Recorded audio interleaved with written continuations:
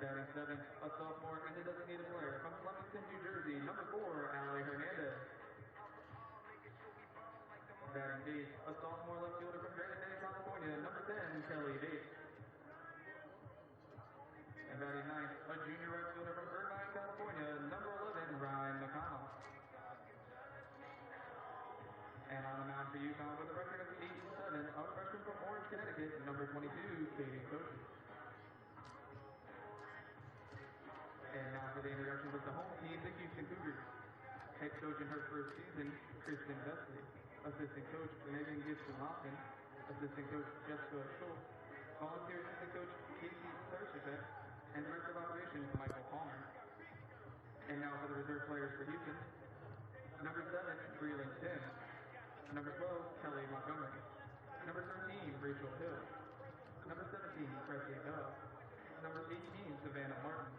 Number 21, Elise LaBouche. Number 22, Reezy Burton. Number 28, Kristen Lawson. And number 31, Hannah Wolf. And now the Cougars starting lineup. Leading off a freshman second baseman from Warren, Oklahoma, number 27, Arielle James.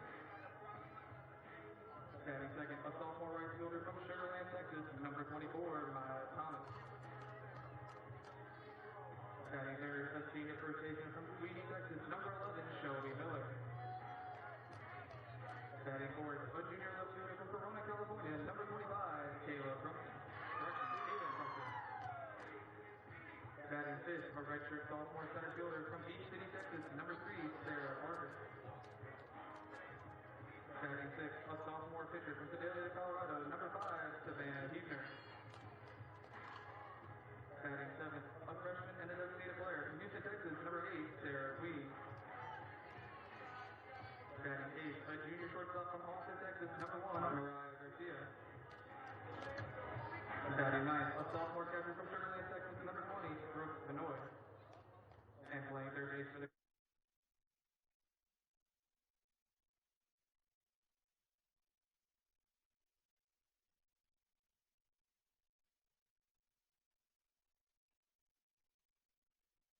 Let's play ball.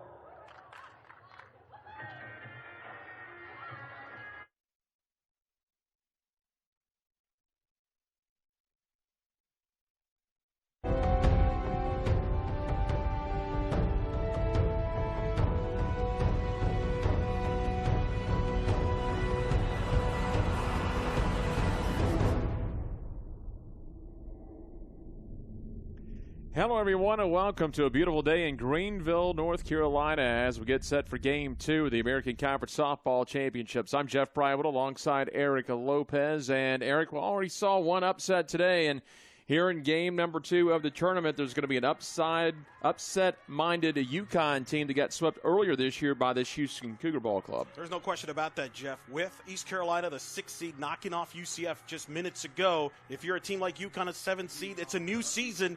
Everybody's a live dog, and Houston has to be focused here to take on Connecticut here. Be focused, because right now in conference tournament, anything can happen. There is Savannah Huebner on the mound, or in the circle today, 13-10, a 2.35 ERA. Tremendous year for her. Second year making first team all conference. Has really stepped into being the ace of this Cougar team. A young pitching staff. We are ready to go here in game number 2 as the first pitch was on the way. And it looks like they called timeout right before that. So we are getting set here for the official first pitch. They wanted to make sure that we were ready, Jeff. That's exactly right. Here we go as Huebner will again. We'll give you the lineups as we move along here this afternoon. And there's the official first pitch. This time it's going to be a strike for the UConn Huskies. It'll be Townsend in center, McDaniel at short, Cutler at second, Stanley at first, Kearns the catcher, Sedal at third, Hernandez the DP, Bates the left fielder, and Nakama the right fielder is how they will line up as that one is knocked down. And quickly, Huebner is ahead in the count 0-2. And what you just saw right there, that's the key for Savannah Huebner. Keeps the ball down, pound the strike zone, get ahead of hitters. And she's, with her tall frame, she could really mislead her pitches and really fool the hitters. That's what's made her successful. So Huebner ahead. See if she's going to waste the pitch here.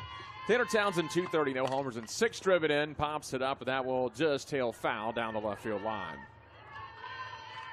course, these two teams played earlier this season, Jeff, in Houston. Houston swept Connecticut, but 2 of those 3 games was kind of either way, could go back and forth. And as I mentioned, now in a neutral field, it's a new season, new life.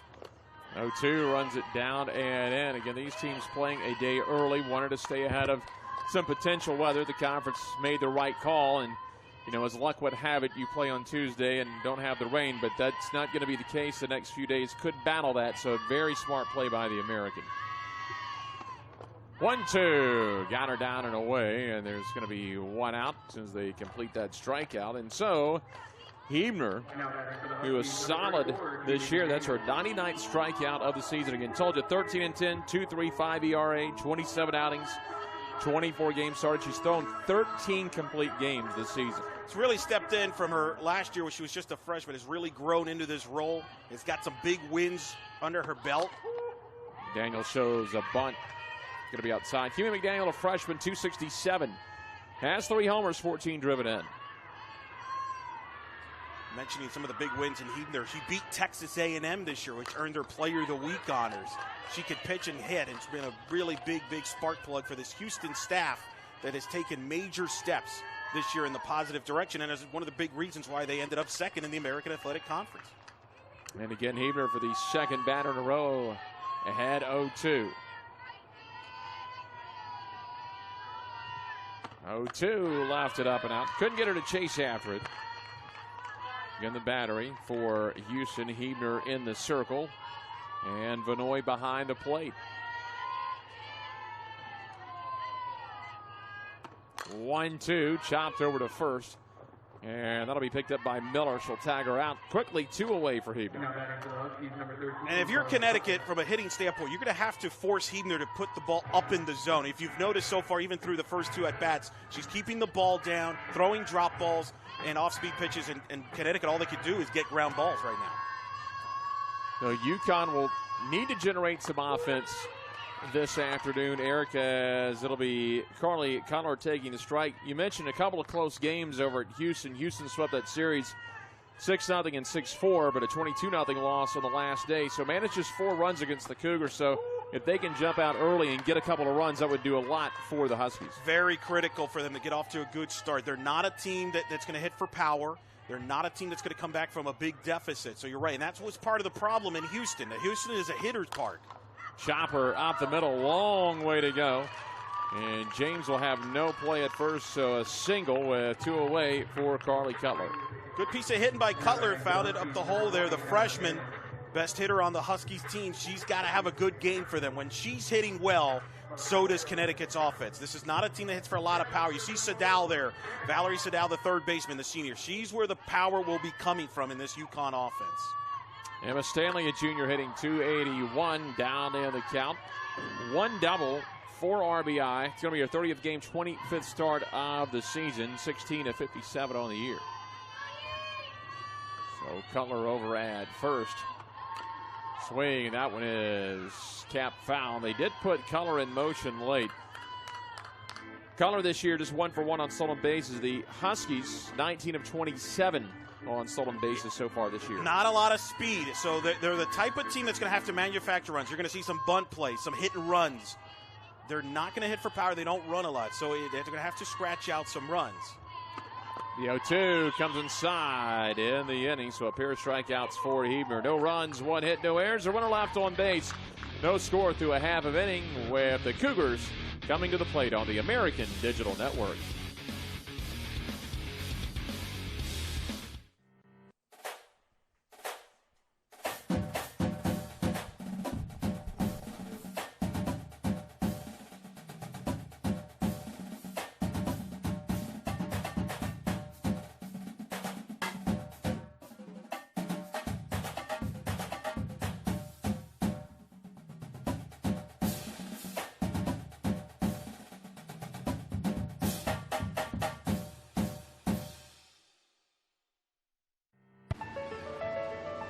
This is a classroom.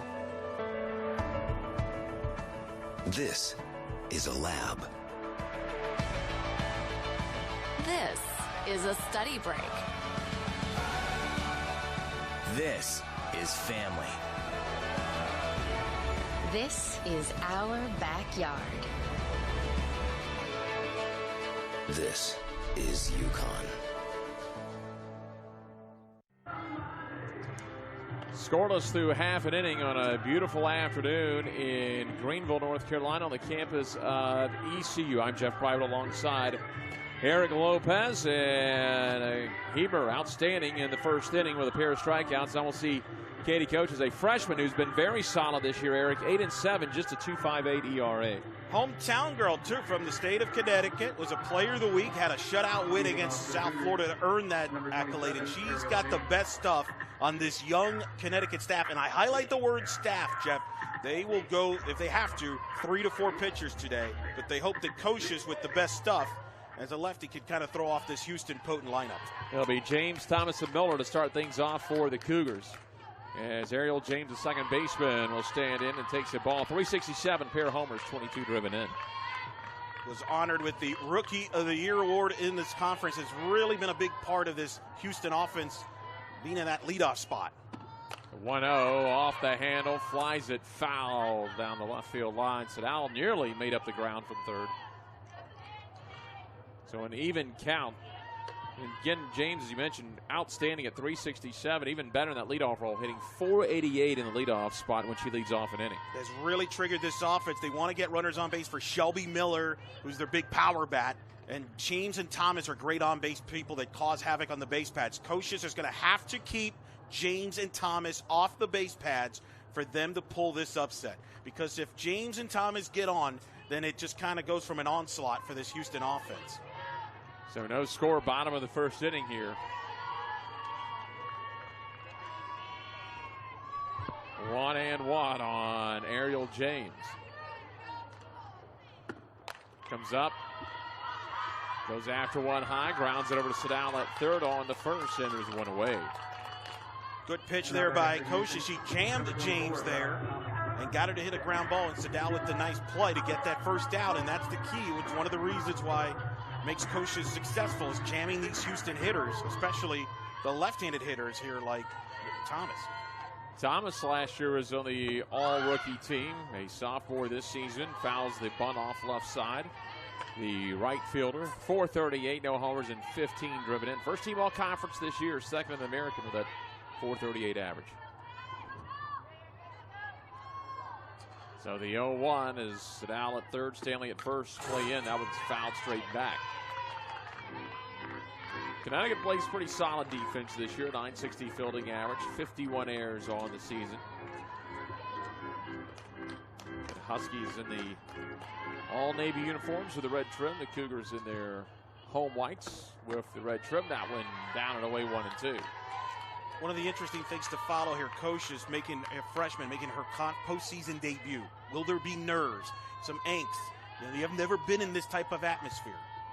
1-2, up and out now, 2-2. And coaches always try to say, hey, it's just another game.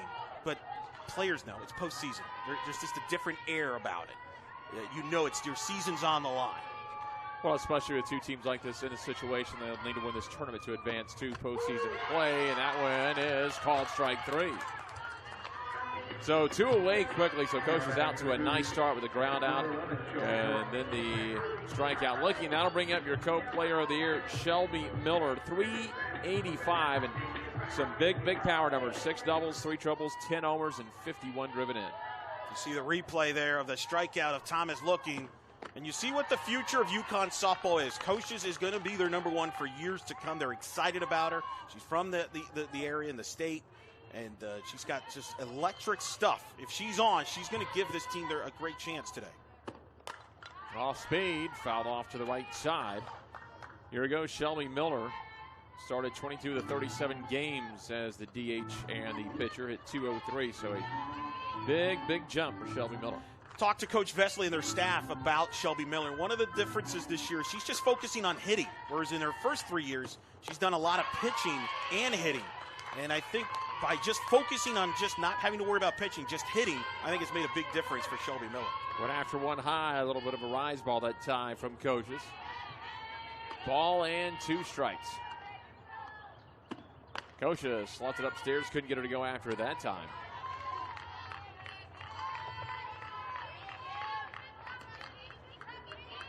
So the outfield will be straight up. Townsend a bit deep in center field. Koshis leaves it just off the plate. Now 3-2. Not a bad sequence here for Koshis. Even though getting ahead of the count, still do not want to groove Shelby. No, and you're going to pitch around Miller. There's always a certain hitter in the lineup, Jeff, that you make sure that they don't beat you. And they'll stay away from her. So she'll draw the 2-out walk with Kaylin Crumpton coming to the plate. And this is going to be the strategy, and I don't think it's just for Connecticut, but if Houston advances, you look at this Houston offense, the power comes from Miller, 51 RBIs. The next closest is at 27 with Heebner, who only has 2 home runs. So in other words, the power game is coming from, really, is going to come from Miller. So I think if you're Connecticut, you're going to make sure that someone other than Shelby Miller beats you. Here is Crumpton. Last year on the honor roll once. This year she was 5th in the American with 10 doubles. Ahead in the count 1-0. Crumpton this season, 262. The 10 doubles we just mentioned. 3 homers, 18 driven in. By the way, Miller at first. A pair of stolen bases. Has been caught 3 times. 1-0 is going to be just down and away.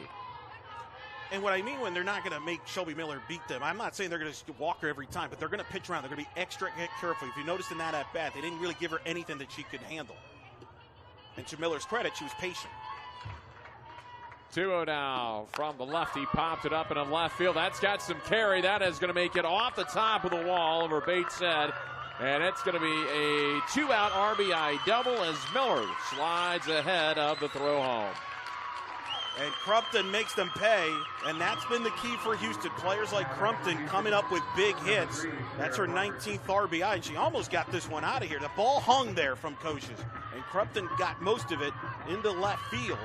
And I thought for a second it was going to go out and over the yellow line. Let's see. Oh, it hit that yellow line there, Jeff, and almost out of here. It's an RBI-double, and Houston off to a fast start. Less than a foot away, and that wind is blowing out today, so it got up there and carried a little bit. It's picked up. It wasn't really blowing out during the first game with UCF and East Carolina, but you're right. It has picked up over the last 45 minutes or an hour. Here is the left-hander Barker, the center fielder, 326, 3 homers, 25 driven in. Shows bunt, first base side. She's going to have a chance to beat it out, and she did. Bunt single, so it's first and third now for the Houston Cougars. Nice play by Barker. Got the UConn defense off balance there. Read it very well. And a nice pickup for Houston. And this is Houston softball right here. They got runners at the corners, 2 outs here. They're trying to get that quick punch because they know if they can get off to a fast start, if you're UConn, it's like, oh, here we go again. Maybe have bad memories from that series in Houston. Crumpton at third, Barker at first. Here's Heebner, not only very good to the mound, very good to the plate at 299. 6 doubles, 2 homers, 27 driven in. When nothing kind of takes the air out of a balloon like 2-out RBIs, and that's what Houston got there, and they have another opportunity here. That one is up and in now, 1-1. Heebner, an old school player, can hit and pitch, you know. In today's game, you don't see as much of that as maybe you did a few years back. But she's a very good hitter. Was the hero in a win against Texas A&M earlier this year, not only with her arm, but with her bat. Goes after one, fouls it off to the right side. Now 1-2. Barker over at first with 4 stolen bases this year. Heebner, 281 with runners in scoring position. 295 with runners on base. The coaches retired the first 2 Cougars, but it's gone walk, double, and a bunt single. Fly ball to right field. Kama is back, makes the catch, and that will end the inning. So Coaches does a little 2-out damage control. But the Cougars on the board of 1 run on 2 hits, no errors. They'll leave a pair on base. We played a full inning, and the Cougars leading the Huskies 1-0 on the American Digital Network. This is a classroom. This is a lab. This is a study break. This is family. This is our backyard. This is UConn. We are American. The conference of opportunity. The opportunity to chase dreams. The opportunity to make your mark and change the game. Because that's power. We are power.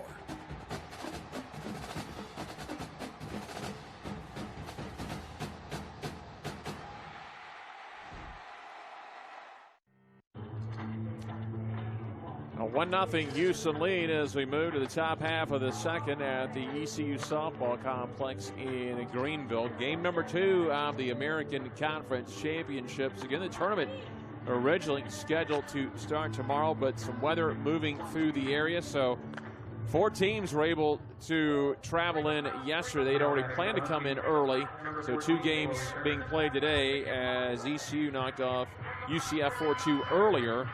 And so East Carolina waiting to play the winner of Houston and UConn. That game will happen at 12:30 Eastern tomorrow. We'll start the day off tomorrow morning at 10 Eastern with the 4-5 game between the Memphis Tigers and the USF Bulls. So Hebner is back out after a pair of strikeouts in the first. And certainly he's got to feel pretty good. Has a 1-run lead to work with already. 1-0 stays upstairs, 2-0 here. It's going to be Chloe Kearns, a freshman, 177, 3 homers and 11 driven in. Keep in mind, Hebner started last year in the quarterfinal game against Memphis in Tulsa. Rolls that one out in front of the mound. Hebner has it. In time to first, and there's 1 away. Nice play by Hebner, showing her great athletic ability, able to field her own position there. But I bring that up because we saw this again in the first game, and we're seeing it here. A veteran in Hebner. She's pitched in a conference tournament game. So she's got that under her belt, whereas Kocius is making her debut. We saw that in the first game with Lydia Ritchie of East Carolina, who's made 3 postseason starts in the tournament. And then Aaliyah White making her debut for UCF. That's a factor. Sadal laces 1 foul over toward the dugout. So down to the count 0-1. 200 down the lines, 220 to center field here at the softball complex in Greenville. 0-1. A strike as she runs it on the inner half of the plate. Good location that time by Hebner. That's the biggest difference between her this year and last year. Last year she didn't hit the strike zone like she's been doing this year. She hasn't been pounding the strike zone last year like she's been doing this year, and that's part of a year's growth. Runs it outside, little rise ball that time. Sadal takes 10 walks, 37 strikeouts for Sadal at the plate on the season. The 1-2. High chopper over at first. There'll be a foot race. Miller will have it easily and quickly 2 up and 2 down. You notice the trend there, Jeff, so far. Ball down, ground ball out. That's Savannah Hebner's game plan. And UConn's going to have a challenge. They have to find a way to get Hebner up in the zone because you're not going to do much against her pitches down there. Here is Ali Hernandez, a sophomore, at 161 on the season. Rolls it to third. Baldrige has it over first, and a quick 1-2-3 inning for Hebner. No runs, no hits, no errors, nobody left on base. On to the bottom of the second here in Greenville. The Cougars lead the Huskies 1-0 on the American Digital Network.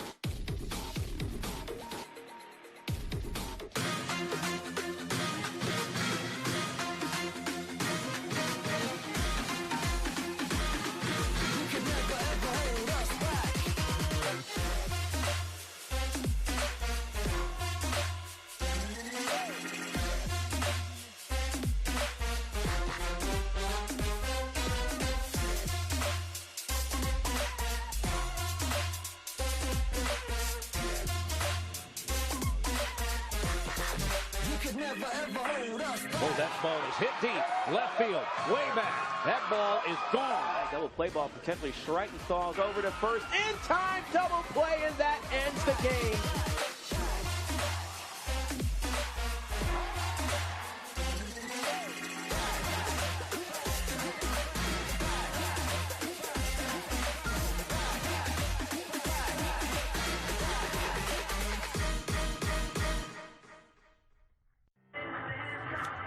There's a look at the ECU Pirates winners earlier today over UCF. Eric, you did that game as ECU got going offensively, a pair of home runs in 1 inning. They did. They showed their power in the lineup and made some great defensive plays. Oshiro at right field was fantastic. They really played great defense, some big-time hitting, and knocked off a very talented, young, good UCF team that's going to be around. UCF's going to be a factor in this league for years to come like they have been already. It was just today was East Carolina's day.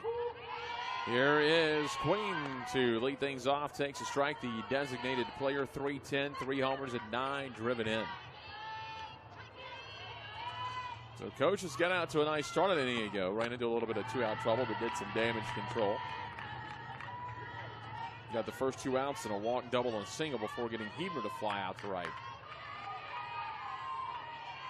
1-1 here to Queen. Up and in will miss, and coaches behind 2-1. If you're wondering, from an East Carolina standpoint, they were swept by Houston in Houston earlier this year. They beat Connecticut and swept them head-to-head in comparison. But keep in mind, the Houston series was in Houston. High pop up and to shallow left field on the run is going to be Bates. Makes the catch, and there's one away on the fly out to left. That'll bring up Garcia, 145, 3 homers, 11 driven in on the season. So both coaches and Heber have taken care of all 4 leadoff batters so far. Got a little visit here in the chatter going on in the circle. But the reason I bring up the Houston is you see Coach Vesley there. And first year as a head coach, of course, played at Oklahoma under Patty Gasso. And one of the reasons why Houston is a tremendous hitter's park, especially if the wind is blowing out. It's a tough place to pitch in Houston. So, that's why you got to keep that in mind. And I think if you're East Carolina with Lydia Ritchie, they're going to ride, I think, in this tournament. They're hoping to certainly have a factor as far as experience here. They're going to call a no pitch, so Queen's still at the plate into the fly. She's going to end up drawing the leadoff walk. And you know what it was? It was an illegal pitch. Right. It was an illegal pitch called on coaches. That's why normally when you see the coaches and the umpires staring at the rubber in the circle, it's an illegal pitch, which means that pitch didn't count. And that's a big play because now instead of an out, you got a runner on at first with an out here. So, and you fall behind hitters. And that, now you got to see how coaches reacts to that. Now it's Garcia. She'll get the bunt down to first. Be a 3-4 sacrifice and quickly advancing the runner. Smart play here by Houston. They've got some potential to put up big numbers offensively, but wanting to just keep that pressure on them, putting that runner in scoring position. Well, it's big because instead of having that one out, and nobody on, there had nobody on and nobody out, I should say. Now you got the runner at second and 1 out. So that was a significant call on the illegal pitch. And, there's a lot of different variations of the rule. Popped it straight back, but Vanoy. But based on how the way they were pointing towards that dirt on the rubber, she probably was either not on the rubber or was pushing too high off of it. Maybe she had a hop. But she's a freshman. How will she handle that? Because sometimes pitchers can get affected by that mentally because now they're worried about their mechanics more than the pitch selection. The 0-1, down and away. Illinois, 243. Pair of homers and 19 driven in. So the bottom of the order has something going here for the Cougars before they flip it back to James in the leadoff position. Queen out at second. That's going to be just outside of the right-hander. 2-1 count. Cougars on top, 1-0 here. Bottom half of the second. Second game of the afternoon and of the American Conference Championships. The 2-1 pitch. That one's fouled straight back 2-2. And a good sign if you're UConn is that Koshis does not seem phased at all after the illegal pitch. Sometimes pitchers kind of get wild and you look for signs. Okay, did that illegal pitch distract him? No, it is not with Koshis so far. Throws the rubber, looks back in. 2-2, a little check swing. They are going to appeal out to first, and there is no swing according to Naomi Erdahl, the first base umpire. James Connors over at third. Aaron Eller, our home plate umpire. So look at the replay there. Close. Well, the wristback just stayed behind the plane, then draws the walk on the full count. So Carroll walks here in the second with 1 out. Now we're getting back at the top of the order in James. We have a visit here, and I think everybody wants to get on the same page. If you're Connecticut here, make sure that Koshis is doing okay after the illegal pitch. Don't want to worry about it, because now you got the top of the order, James and Thomas, and they're very difficult to deal with from an on-base standpoint. Probably going to emphasize as well, you've got 1 out, you've put 2-1. We've got to go with these next 2 batters, so Shelby Miller all of a sudden is looming 2 batters away. Well, and you also got to be careful, too, on the pitch selection, because these players, James and Thomas, they're likely to bunt for a hit. And I'm looking at Koshis right now. We're looking at her. She doesn't look comfortable right now, and I don't know if there's something going on. As you can tell, she's not looking good. It might be she's just not liking what she's hearing, maybe, but part of it. Hey, calm down. Everything's going to be all right. And again, young freshman, big stage, calm down. Sometimes, you got those nerves, those butterflies. Yeah. That could be also. I'm sure they're just trying to calm her down. Just a little frustration so far. Yeah, that's a great point, Jeff. 3 walks and 1 strikeout. She probably felt she's getting squeezed on that at-bat, too. So sometimes as a coach, you got to calm down your pitcher and have them not worry about that. That's a great point. First and second, 1 away for Arielle James, who grounded a third an inning ago. Hitting .365, and she comes right back, gets the called strike on the outside. 9 doubles, a pair of home runs this year. James, such a great contact hitter. A positive walk to strikeout ratio with 15 walks, only 14 strikeouts on the year. Takes a strike high, and now coach is quickly ahead, 0-2. Well, she got the message loud and clear, locked in, and quickly ahead of James.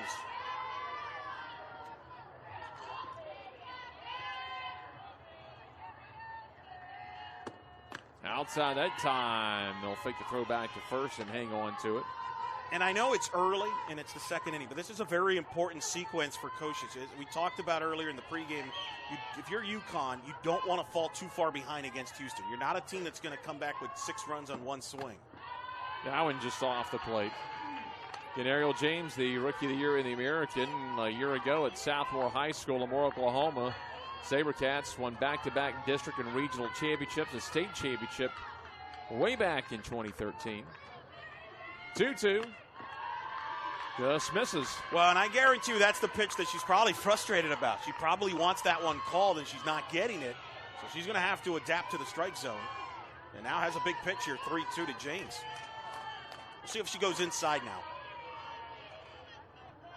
Kocius comes up and in and chops it foul. And that's what she did. She's not getting the outside pitch there, so she goes inside to try to jam James. James did a good job to foul that pitch off. Still 3-2 with Maya Thomas on deck and Shelby Miller in the hole.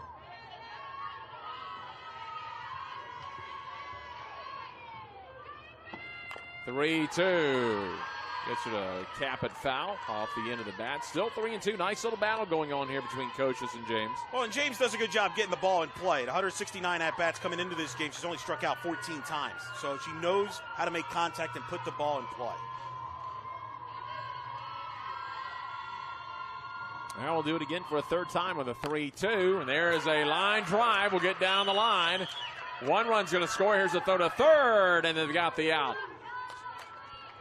So it'll be an RBI for James. She'll go to second on the throw. Queen will score, but they gun out Vanoy at third on the throw from Bates. 7-5 for the second out of the inning.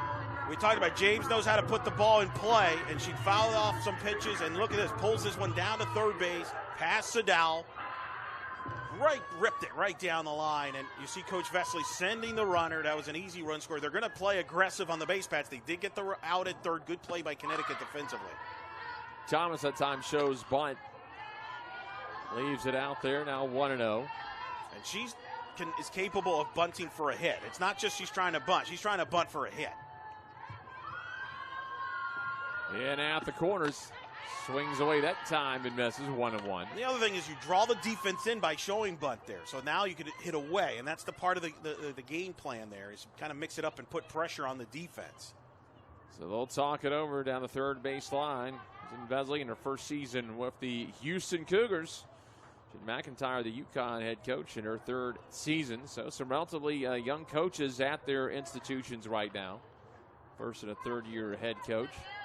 1-1 count here to Maya Thomas, who has the plan and makes her way back to the plate.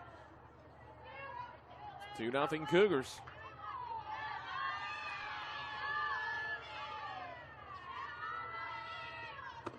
Kocius gets her to foul off now. Kocius just a strike away from getting out of the inning.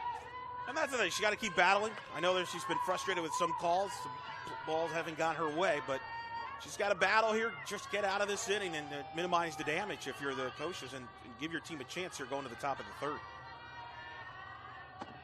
Comes in, fouls it off the handle. Now you keep it 2-0. You still give your offense a chance here. You talked about UConn trying to manufacture some runs, so a 2-0 deficit. Nothing big this early in the ball game.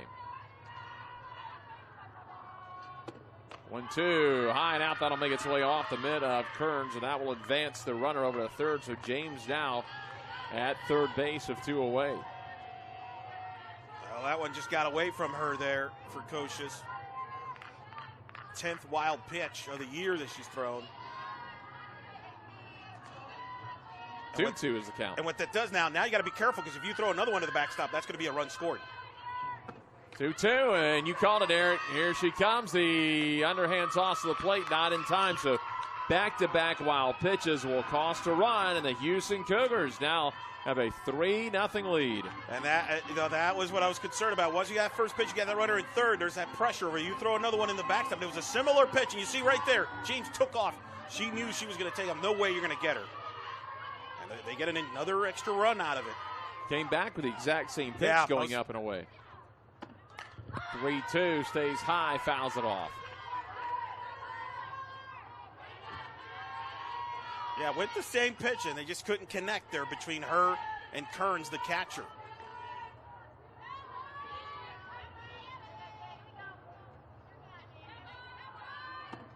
Three-two, popped it up. That's going to get on top of the dugout as Sadal gave it a look, but just out of play. It's been a frustrating inning for Coaches. You know, you had the illegal pitch called, some pitches that you thought were strikes called a ball. It's a lot for a young pitcher to handle, and I think that might have added on to those 2 wild pitches. 3-2. We'll do it again. That's going to be the 4th walk of the game early on for Coaches. Well, the concern there, I think she's trying to hit that rise ball, and it's just not effective right now.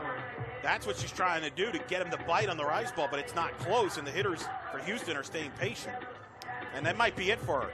And I told they will not be shy to go into the bullpen. They've got certainly options with Stockley, would be my guess, who they would bring in, who's been their other starter.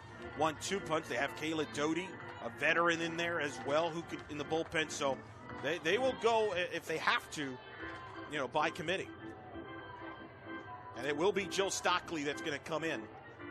Well, the Huskies going to go to the pen with the Cougars leading at 3-0 here in the bottom of the second on the American Digital Network.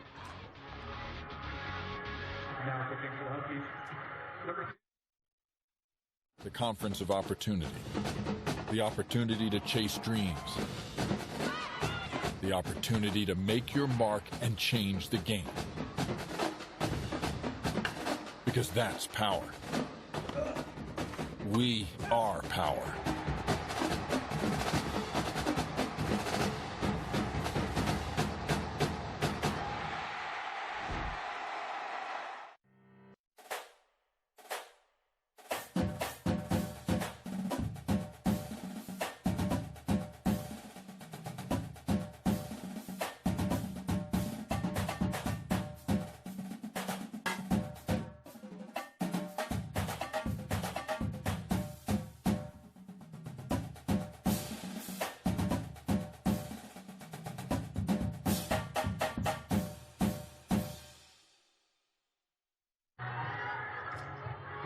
Now Coaches is done for the day. The freshman back in the dugout, and as you mentioned, Eric, Jill Stockley, some experience, 25 outings, 18 starts this year.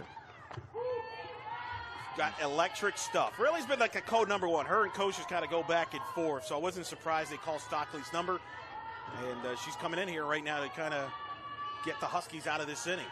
And you want to give a new look to the co-player of the year, Shelby Miller, who pops it up.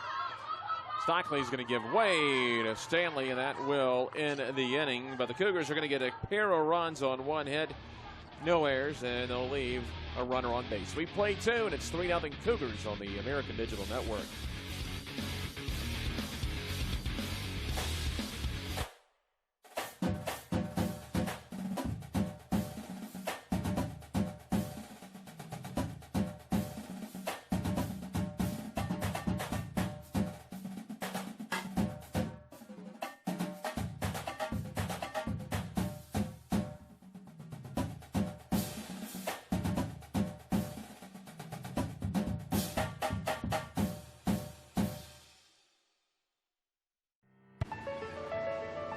This is a classroom. This is a lab. This is a study break. This is family. This is our backyard. This is UConn. Nice sunny afternoon in Greenville, North Carolina, as the Cougars lead the Huskies 3-0, and it is a very young team that the Huskies bring into the American Conference Championships. There's more on that. Let's go down to Haley Allen.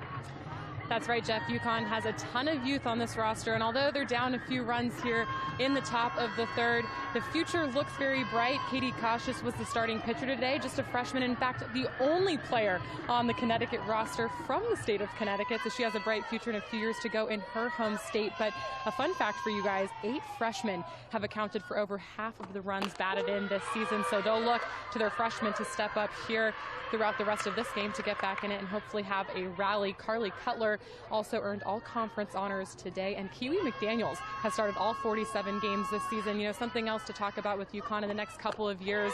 I know they have plans to renovate their on-campus stadium, so between the freshmen on this team and the facilities, it's only going to get better for the Huskies in the years to come. Thank you very much, Haley. You know, she just mentioned the renovations. They've got some big renovations coming up there, not only for softball, but in that complex of Kelly Bates to the plate right now for UConn.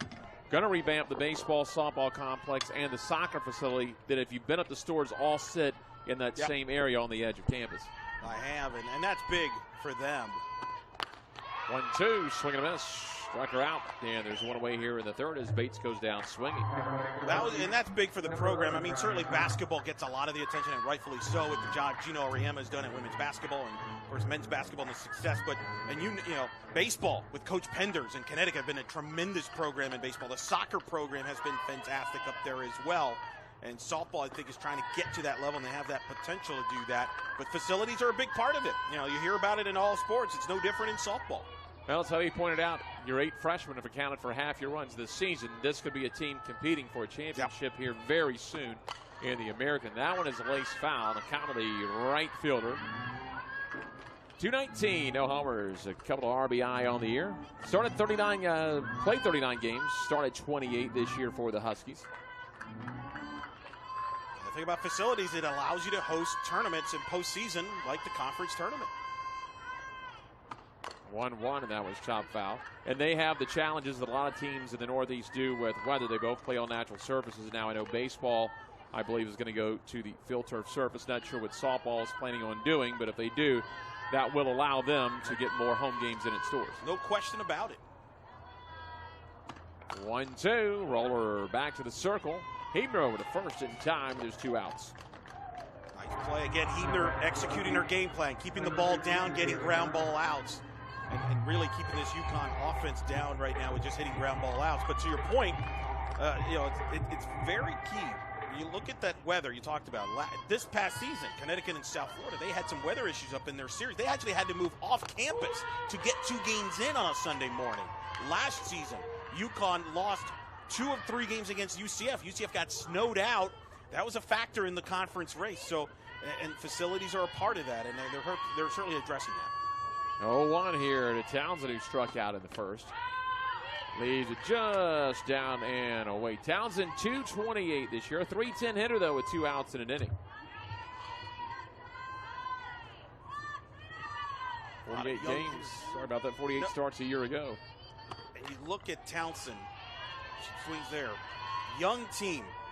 A lot of them from California, too, which interesting to adjust from California all the way to Connecticut. And, you know, I'm talking to the Connecticut people. They're actually hit better on the road, and that makes sense. You got good weather. But that's part of the adjustment as a young player. You're adjusting to life in a new city, new state, new weather. 0-2, chops it to short. Garcia over to first in time, and a quick 1-2-3 inning for Hebner. No runs, no hits, no errors. Nobody left on base. We're moving to the bottom of the third, and the Cougars lead the Huskies 3-0 on the American Digital Network.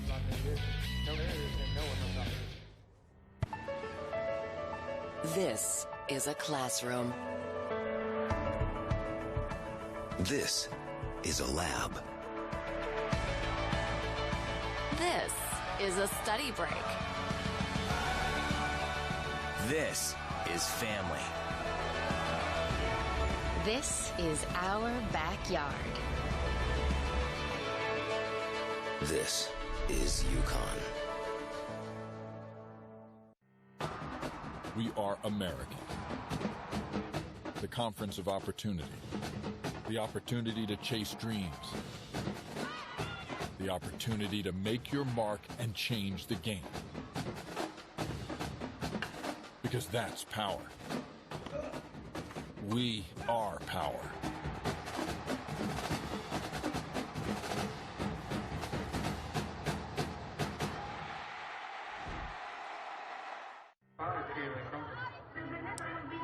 Well, the Cougars with a 3-0 lead as we move to the bottom of the third inning here in Greenville. It's going to be Crumpton, Barker, and Hebner due up 4, 5, and 6. And the Huskies could really use a big 0 on the board. A goose egg here from Stockley in the circle. No question about it. I mean, Houston's got 1 in the first, 2 in the second. If you're Stockley, you just got to get a 1, 2, 3 inning here and get your offense back in the field here and chip away. You're only down 3. It's very early in the game. You just can't afford Houston to get another run or 2 here and just get away from you. 1-0 on Crumpton, hitting .262, coming into the Conference Championships 1-0. The final numbers, by the way, on the called strike there on Conscious: 1 2/3, 3 hits, 3 runs, all earned, 4 walks, and 1 strikeout through 51 pitches in that 1 2/3 of an inning. 1-1 inside and hit by a pitch. Second inning in a row. The leadoff person will reach as Crumpton is hit by the pitch, and for Crumpton, that's going to be 10th time she's been hit this season. Yeah, she's not unfamiliar to that situation. She's accustomed to getting hit by a pitch, and she'll take it to get that leadoff runner on for Houston here in the third inning. Finds a way to get on base. Not sure that's the category I want to lead in, being hit by a pitch. Find your way on base, but you're the one getting hit. That one is going to be a little outside. They showed bunt that time by Barker, who singled back at the first. 1 for 1, hitting .331. It's been a really nice find for Coach Vesely. Barker done a nice job this year playing center field, replacing Katie St. Pierre, who's an all-conference center fielder for Houston for 4 years.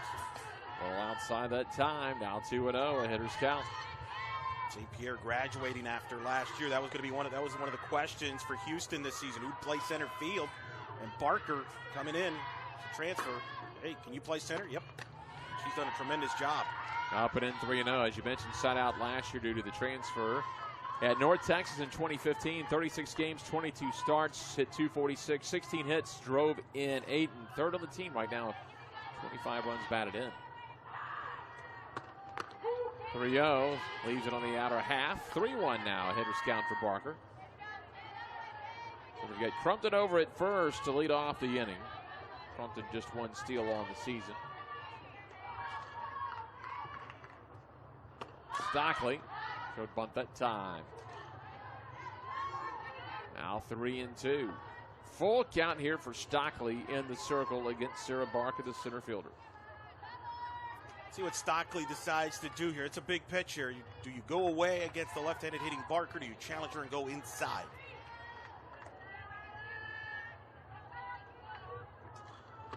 Stockley off speed that time and just missed. Secretary thought she was going to freeze her on called strike 3, but a nice take, and they've got first and second, a couple of freebies here. And shaping up to potentially be a big inning for the Houston Cougars. Not the start Stockley wanted in this inning. You're right, went off speed there to try to get Parker to freeze, but pitched just a little low, and now it's a 2 on, nobody out. Here's Hebner. Shows bunt, gets it down. That's going to advance both runners. It'll be a 1-4 sacrifice.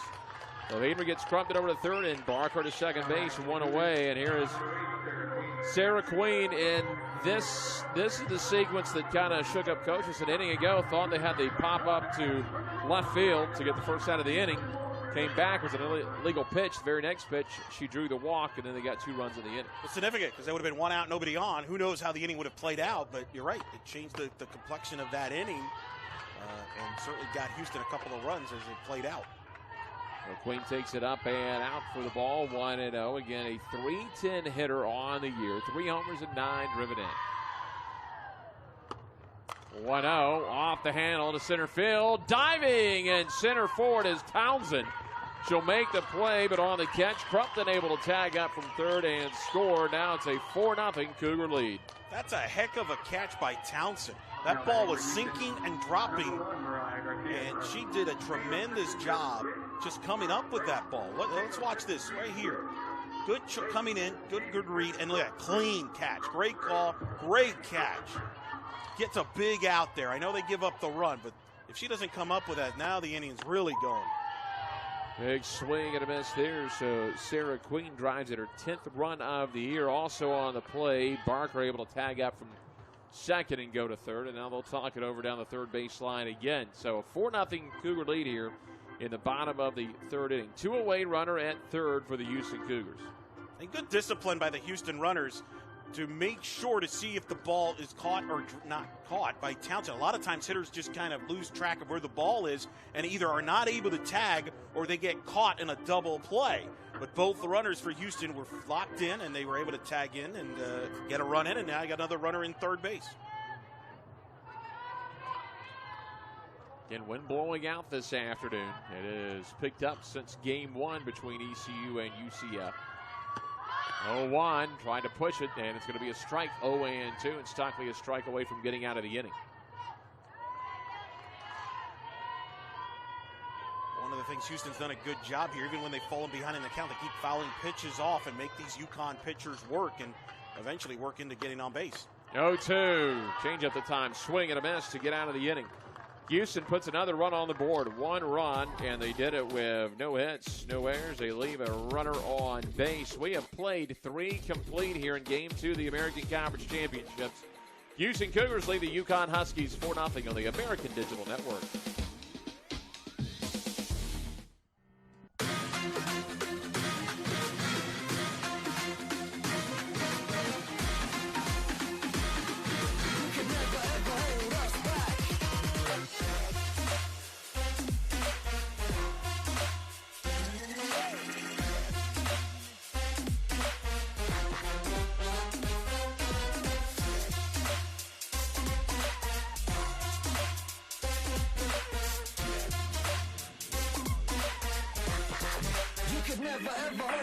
Oh, that ball is hit deep, left field, way back. That ball is gone. Double play ball potentially Schreitenthal's over to first. In time, double play, and that ends the game.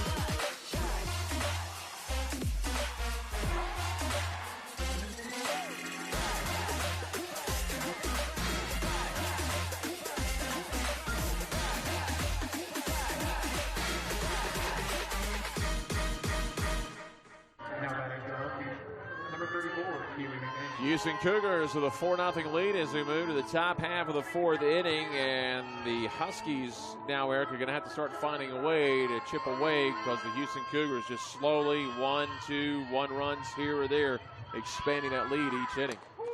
Well, and the challenge is you're facing Huebner, a first-team all-conference who has been locked in. She's kept the ball down. She's gotten ahead of the UConn hitters, and she's pounding the strike zone, and really he's only given up ground ball outs. Kiwi McDaniel down 0-1 as Huebner looks in. Leaves it just off the plate. Kiwi McDaniel, one of their freshmen that Haley just talked about, earned 4 letters at Vanden High School, an all-league player from 13 to 2015, was the league MVP as a sophomore. Multi-sport star as well. And there's a ground ball over to first, and they will call it foul by the home plate umpire, Erin Eller. Also earned 4 letters in tennis. All-league 4 times, SCAC League singles champion. So a very good 2-sport athlete coming out of high school. That's pretty nice there. And that's, the promise of the Connecticut, really where the program is going. With so much young talent coming in under Coach McIntyre. Called strike 3, and there's 1 away, and that's the 4th strikeout now for Huebner. Right now, Huebner's locked in. I mean, UConn's they're trying to take some pitches, they're trying different strategies, but Huebner's locked in. Look at this pitch right there, boom, right on the spot, right on the outside corner. She has been locked in today, Savannah Huebner, and this has been vintage Savannah Huebner, what she's been doing all year for Houston. Carly Keller is the only base runner to reach today for UConn. Got a 2-out single back in the first inning, and is quickly down 0-1.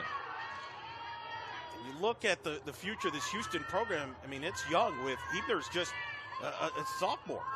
very young. And then Melisson, who's a freshman pitcher. I mean, the staff is kind of coming back, and Houston was always pride in pitching.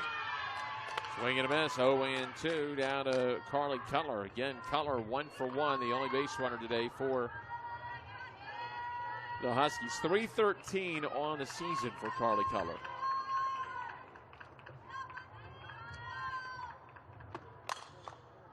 Smacks that one foul over by third base. So Houston's got great tradition in softball going back to Conference USA days. In fact, 10 years ago this week, Houston won their first conference tournament in program history in 2007 at UCF. They were led by All-American Angel Shamblin, arguably the greatest player in Houston softball history. 0-2, this time she'll pull it foul off the handle.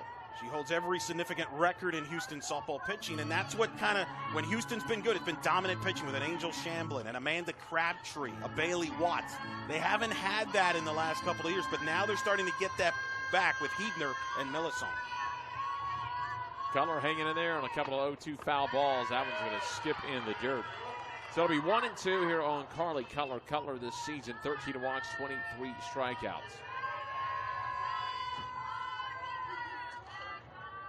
On the all-rookie team, also second-team all-conference this year. 1-2, reaches back, ground ball off the glove of Heidner, right to short, and Garcia has it in time to first for the old 1-6-3 put out over at first. A nice play there. It's good reflex by Garcia. That ball was off Heidner's glove there, and it ricocheted, though, right to Garcia. Fortunate break, but she was right on top of it. You look at it right here. Ooh, right there, Heidner, and the instincts there. Couldn't come up with that off her glove, but it goes right to Garcia. And Garcia, you saw how she was going towards second, but was right there able to lunge and make that play. Big play there to get the second out. Foul ball down the line by Emma Stanley. Stanley, 276. No homers, 4 driven in.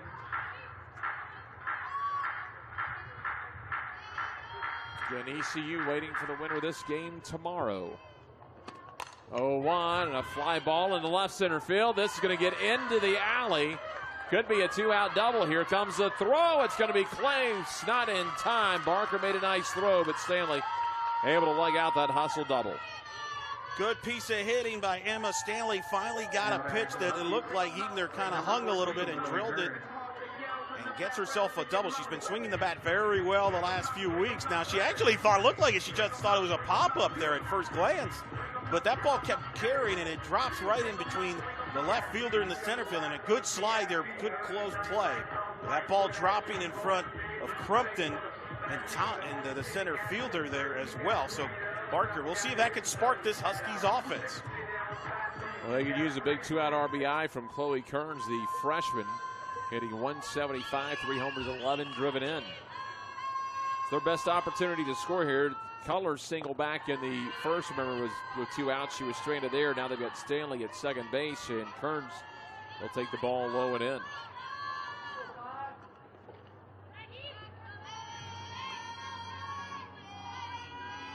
The 1-0 now from Heidner. High and away, so she started out low and in, goes high and away, and quickly Kearns ahead 2-0 in the count. 6 walks, 10 strikeouts on the year for the UConn catcher.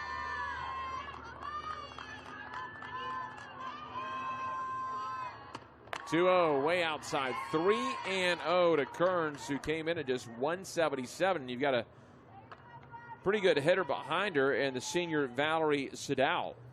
Who's their big power threat, leads the team in homers and RBI. So Heidner a little wild here for the first time today. Kind of showing some signs of wildness here. I got to believe Kearns will take here and make Heidner throw a strike and earn it. 3-0, down and in, so it's first and second for the Huskies, and here comes Valerie Sadal with 6 home runs on the season. Kind of how you want to draw it up. If you're UConn, you got your best power hitter at the plate, 2 on. She's the one player in this UConn lineup with one swing in the back can get you right back in this game. And right now, Heidner having a word. Of course, we're new pitching coach this year, Megan Gibson-Lofton, a former All-American at Texas A&M. First year, and I think part of it is let's get back to what's been working, and that's pounding the strike zone, getting ahead of hitters. Well, if she can get it up in that win and get it out of here, all of a sudden it's just going to be a one-run ball game. It's a game that Houston's dominated so far, but as you mentioned, with one swing of the bat, you could have a one-run game midway through. So it's a big moment here. Big opportunity for UConn. This is the hitter they would want in this situation. 390 hitter and 2 outs, 326 with runners in scoring position. The pitch will be a strike called on the inside. As you look at Valerie Sadal, part of that senior group, still looking for that first win in the American Athletic Conference tournament since joining in 2014. 0-1 from Hebner. On the inside, fouled it off the handle. Now Hebner a strike away from getting out of the inning. Lost twice during the conference tournament to UCF, losing in 2014 in Houston. Last year in Tulsa, they lost by a run to UCF in 2016. Always been running into those top teams in the league as a result. The 0-2. Fouled it off, stays alive. Came in on the handle that time. So after the first two, Huskies were retired on the strikeout and the ground out. Stanley the double to left center field. Kearns draws the walk. Here's the 0-2. Called strike three. Big pitch by Hebner to get out of the 2-out jam. No runs, 1 hit, no errors, 2 left on base. We go to the bottom of the 4th in Greenville. Houston still leads it 4-0 on the American Digital Network. We are American. The conference of opportunity. The opportunity to chase dreams. The opportunity to make your mark and change the game. Because that's power. We are power.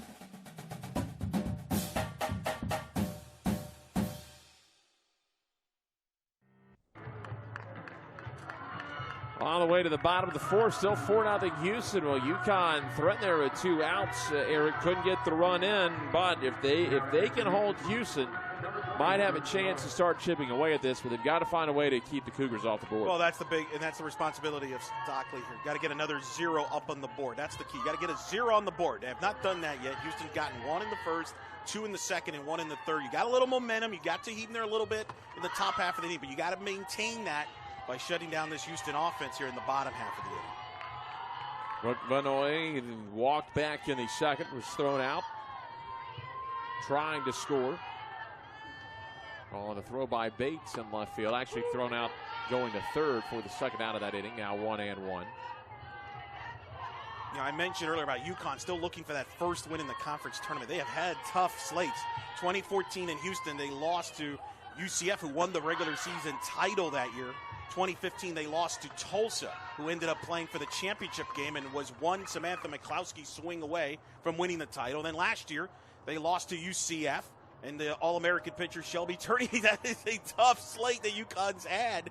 And now this year, they're facing the most improved team in the league in Houston.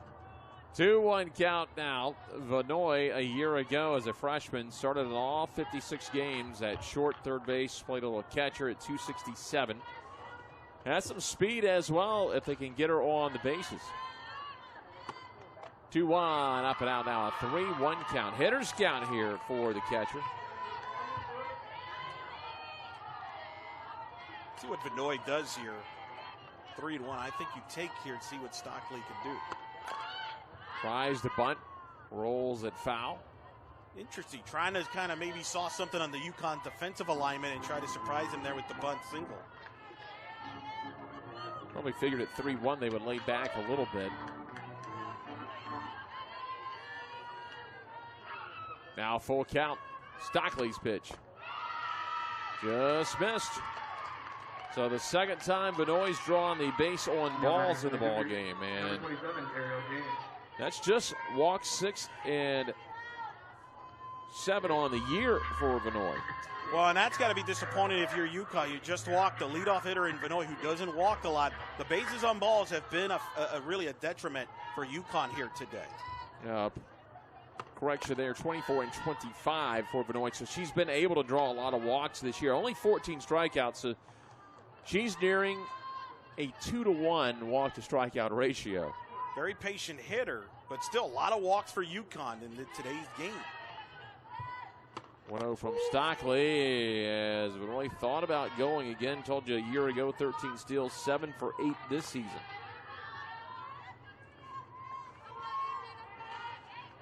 So Kearns will have to keep an eye out. Kearns has thrown out 10 of 47. There goes the runner. Here comes the throw.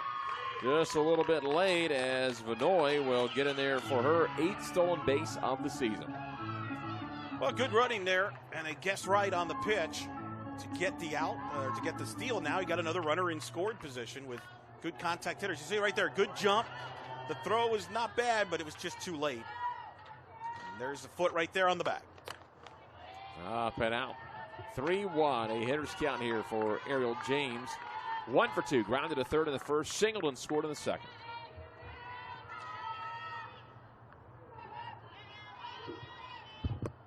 Hitter's count, she'll go after it, chops it to short. The only play is over to first, that's where McDaniel will go.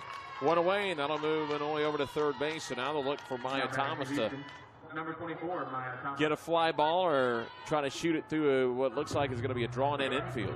Well, yeah, you got to bring in the infield in to try to cut the run off. You can't afford, if you're UConn, to give up another run or two. You don't have the firepower to make up that big of a deficit. So you now to the point here in the bottom of the fourth where you're going to try and cut off any run situation that Houston might have. You want to keep this at 4 if you're UConn. Quick flash on the bunt. It's up and out on the left-hander. Well, and I'll tell you what that they're thinking there is a possible squeeze play as an option for Houston with Thomas, who's more than capable of getting the bunt down. Could be certainly a threat here for a squeeze play. 1-0. Swings away that time. If it's fair, it's trouble, and it is. And another run's going to score on the RBI single by Maya Thomas. And Thomas is going to drive in her 16th run of the year as Vinoy scores easily. And that's the danger when you bring the infield in. A player like Thomas will make you pay because, yes, she could slap and put the ball down, but she could hit away, and she does a great job right here hitting away and dropping the ball into left field, really keeping UConn's defense off balance and driving in the run. And Houston has been dynamic today, hitting when runners in scoring position. They have taken advantage of every scoring situation. Had a feeling after she flashed that bunt on the first pitch, she was going to swing away. Just wanted to get that infield bouncing around a little bit. 0-1 to Shelby Miller. Miller popped it up. Shallow center. Could be trouble out at second as Cutler to make the catch, and there's 2 down. Well, to your point with Thomas, that's what makes her such a difficult hitter to face because she is capable of putting the ball down and bunting on any situation. So you have to respect that, but she makes them pay by hitting away, and that's why she's had such a phenomenal year and has really been a big part of this Houston offense and this resurgence. Kaylin Crumpton, an RBI-double in the first, hit by a pitch and scored a run an inning ago. The lead now 5 for the Houston Cougars. Well, hit and run, that time it was fouled off as she gets in front of that one and pulls it. Trying to get the runner in motion that time. And they just called a runner leaving too early, Jeff, and the inning ends. So the runner was going too early. That's the call from first base. So UConn gets a big call there to get out of the inning. Catch a big break there. So 1 run on 1 hit, no errors, nobody left on base. We have played 4, and the Cougars have expanded the lead to 5-0 on the American Digital Network. We are American. The conference of opportunity. The opportunity to chase dreams. The opportunity to make your mark and change the game. Because that's power. We are power.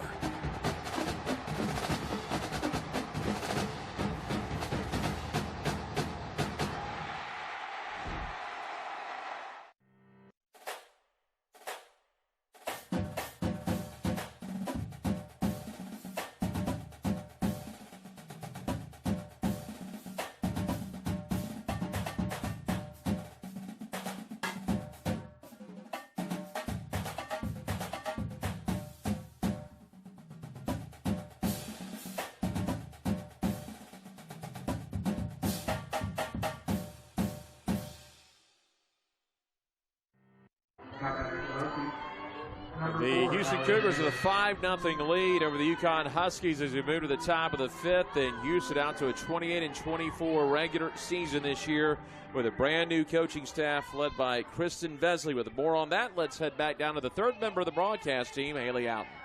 Well, you mentioned it, Jeff, the 2 seed in the tournament off to a great start here in quarterfinal action against UConn. In fact, it's Houston's best season since entering the American, and first-year head coach Kristen Vesley, while she's the new head coach this season, she's not so new to the University of Houston. She spent 6 seasons on the UH coaching staff, developing talent and recruiting before being promoted to just the 2nd coach in school history. She has a great college resume as well, playing at Oklahoma, where she's the all-time hits leader and started almost every game in the outfield. She's one of the most decorated players in Oklahoma's softball program history. But something I thought was very interesting, she also played all 4 years on the Sooners soccer team. So she's a dual sport athlete in college, and now she's using her history here to help lead this Houston program to better things this week and in the postseason, hopefully. Jeff? Thanks a lot, Haley. First batter is Ali Hernandez. Pops it up to short. Garcia with the easy play, went away. Nice job there to get the leadoff out. Did you notice there, Jeff, that Haley had brought in that soccer, throw in that reference as a former soccer player herself here at ECU? You knew she had to throw that in there. I kind of joked with her before the game when I arrived, when you were finishing up the ECU UCF game. Soccer field located right behind the softball complex, and I asked her if she headed over to Outen Field behind the soccer stadium. Check it out before we started today. 0-1 here on Kelly Bates, who struck out in the 3rd. But she's talking about Coach Vesley and what a staff she has built. She's built Jessica Schultz in her first years as a hitting coach out of the University of Oklahoma. Slow roller to the 3rd. In is Baldridge, and the ball gets loose as Bates arrives at the same time and makes contact with the glove of Miller, and so she'll be safe at first with 1 out here to start off the 5th. They've ruled it an error on this, and good hustle. And you see the tap in the ball, fielded there cleanly, and you see the throw a little not handled by the first baseman there for Houston, Miller. Sometimes there you're so focused about staying on the bag at first as a first baseman that sometimes you guys just gotta have to move to catch the ball. There's a foul ball over to the left side. So a 1-out error allows Bates at first base with Ryan Nakama at the plate, the junior right fielder. Rounded back to Hebner in the 3rd inning. It's going to be ruled a throwing error, so the error is going to be charged to Baldridge over at 3rd. That'll be their 77th error of the season. Ground ball to 2nd. Scooped up, underhanded to first by James, and there's 2 away. Well, Houston this year has pitched very well, 2.38 team ERA. They've hit very well. But 77 errors, something they'll want to correct before next season. No question about it, and that's part of the growing process. A lot of young players playing new positions, youth has a role in that. That's where they've been in trouble this year, as their defense has let down their pitchers from time to time, and that's where some of their losses has been a result of. Strike at the knees to Townsend, who's over 2. A strikeout in the 1st, grounded to 3rd in the 3rd. 226 on the year for the center fielder. 0-1, down and away. And again, 2nd inning in a row, they've had a runner in scoring position with 2 away. An inning ago, they drew the walk in the called strike 3 on Sadao. We'll see what the top of the order can do here with 2 away and that runner at 2nd. Comes in and fouls it off the handle. 1-2. Now Hebner a strike away from retiring the Huskies in the 5th.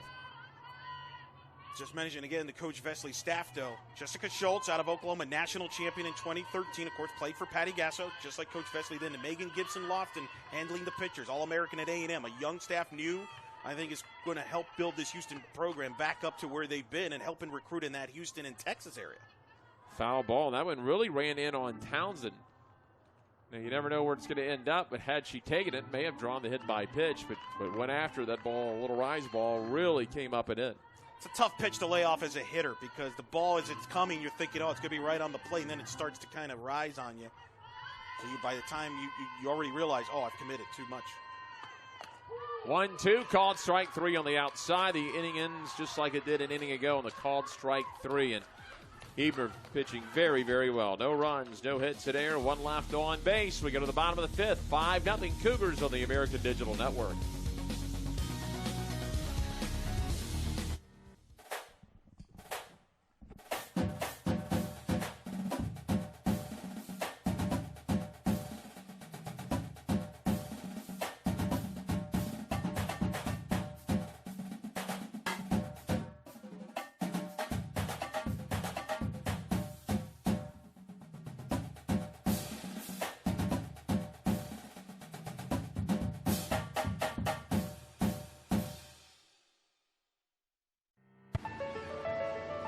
This is a classroom. This is a lab. This is a study break. This is family. This is our backyard. This is UConn.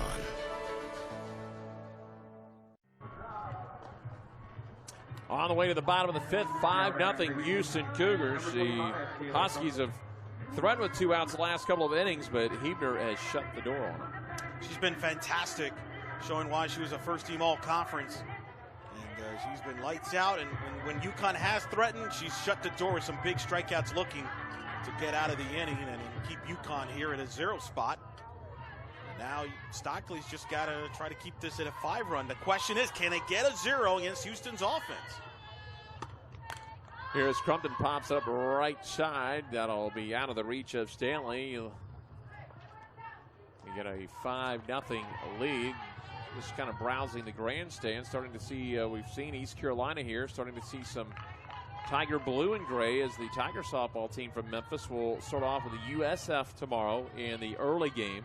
Talked to Natalie Poole the other day. She said she's looking forward to today because the last couple of years she's drawn the very first game. They've been unable to win a tournament game, so she comes in and they're gone. She was looking forward to coming today and watching a little bit of the preliminary games before her Tigers take on the Bulls tomorrow. They'll have a different opponent for a change. The last 2 years they've had to play Houston in that first game. And now against USF. And I called that series in Tampa. We had a game on the American Digital Network on April 22nd. The challenge there is going to be Memphis. Lindsey Crowdis, one of the top hitters in the country, as well as Trosclair. Ground ball to third. Sadal over to first, and there's one away. Keeping the ball down. Nice job to get the out. But those left-handed hitters from Memphis, one of the issues they had is USF has the lefty pitcher in Hannah Parker, which is who I expect will pitch and start for Ken Erickson and the Bulls because she was able to really shut down those Memphis left-handed hitters. That's going to be one of the key matchups tomorrow because Ken Erickson likes to go matchups, lefty-lefty. And Memphis had some trouble with that. So all the Tigers who have arrived, I imagine a little practice time after this game as Natalie Poole is now in the ballpark for the Tigers. But again, they could put some runs on the board. We'll see how that matches up as USF, and you called one of those games, swept the Tigers earlier this season. Right now, the Houston Cougars given a 5-0 lead. We've got nobody on and one away with Sarah Barker at the plate. It's been on twice, 1 for 1 with a walk. 2-0, try to get the bunt down. There's a strike now, 2-1. And if they don't see Hannah Parker, and I'm talking about Memphis, they might see Cheyenne Eggins, who was the first-team all-conference and threw 6+ innings of shutout ball in that victory over Memphis in the game that aired on the American Digital Network.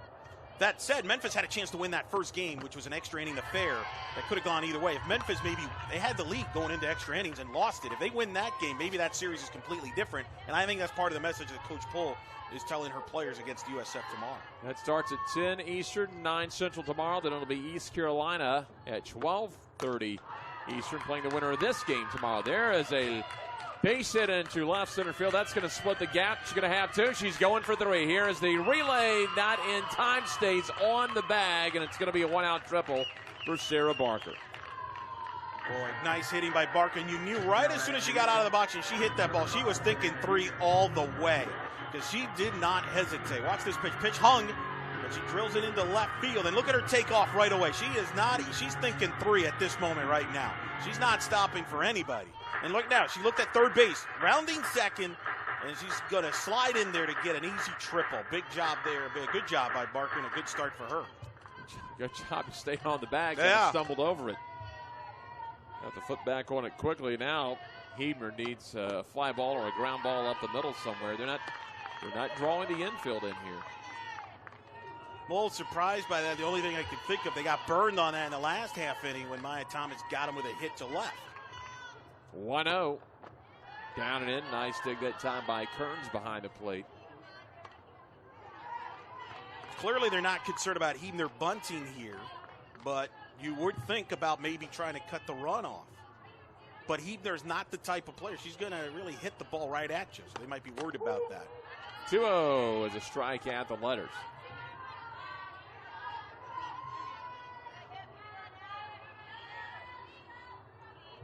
Stockley again, who came in relief back in the second inning. 2-1, off speed, swing and a miss. Nice change that time by Stockley.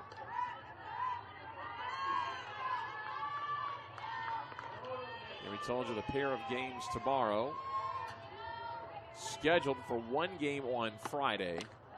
That one is low. The championship right now scheduled for Saturday, 12 Eastern on ESPN. The rest of these games tomorrow and Friday here on the American Digital.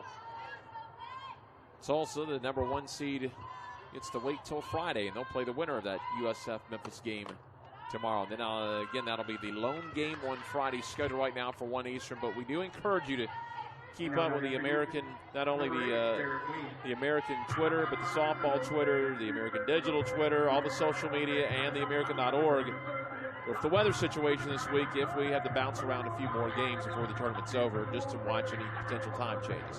No question about it. We're prepared for that, and certainly it was a great move we talked about earlier. They moved the games up to today to get these 2 games in and try to stay ahead of schedule. And because of that, you know, you got the semifinal with East Carolina and the winner of this game, and the winner of that game tomorrow has a day off on Friday to play for the championship game on Saturday if things work out that way. And Tulsa has the bye because they won the regular season title. So they get to sit and watch tomorrow to see who they will be playing on Friday, whether it be Memphis or USF. But certainly the early start times, you're hoping to just sneak that in there before the weather comes out. Play those early because it gives you all day. If you get into a delay, it gives you more hours throughout the day to get those in. You want to give yourself as much of an opportunity as possible. First and third down with 1 away, and here is Sarah Queen. Walked in the second, and again popped out a sacrifice in the third that drove in a run on that diving play by Townsend coming forward in the third inning. 1-0 quickly here on Queen to start out the plate appearance. Off speed, way out in front of that one, swing and a miss. Nice pitch by Stockley. Does a nice job there to get Queen really to commit way early. If you're UConn, you're hoping to maybe turn a double play here. That is an option here. 1-1, and a fly ball down the left field line. That one is going to hook foul.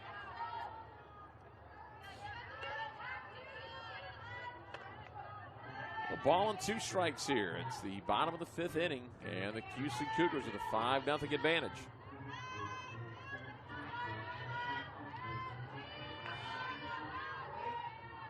They'll look to come home at the corners. They'll stay back up the middle.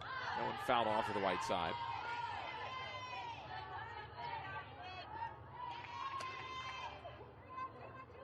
So the Cougars have done it without really the big inning. 1 in the first, 2 in the second, a run in the third, and a run in the fourth. But once you get midway to the latter half of the game, all of a sudden it's a 5-run deficit. Cougars fouling straight back. Well, what it is has been timely hitting with runners in scoring position. They've taken advantage of every opportunity they've had for the most part with hitting and runners in scoring position. UConn's had some chances the last couple innings, but haven't had that big hit to kind of drive in the run and get back in it. That's really the difference.